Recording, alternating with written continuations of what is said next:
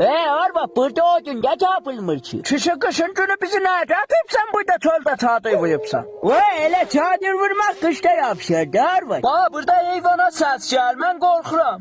Gede burada heyvanet olmaz ki. Buranı ben tanıyorum hem de manlıktır.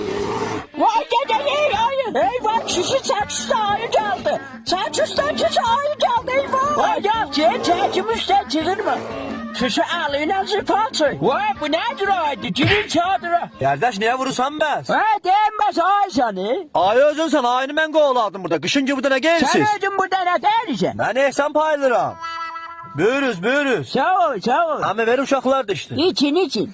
Allah kabul eləsin. Harac etti sen de seni udapar Allah kabul eləsin yaman yapıştı. Sağ ol. Kişi taraf oğlu ola ya. Şaybata tavakat içayıq, yuxlayıq ve vesalimiz apayaq. Arvad ne davası katıcı? Yakçı adam diye ben kıyafetten tanıyorum rahat için. Maman. Babamı oyat. Kişi tutuyor koltuk nerede? Nədi dede?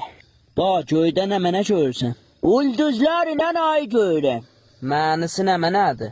Ulduzun mənisi eşkidir, ayın da mənisi gözəllikdir. Nə eşki, nə gözəlliği, çadırı orayıblər. Düz yere biz çadırda yatmıştık, ben buraya eşikti axı.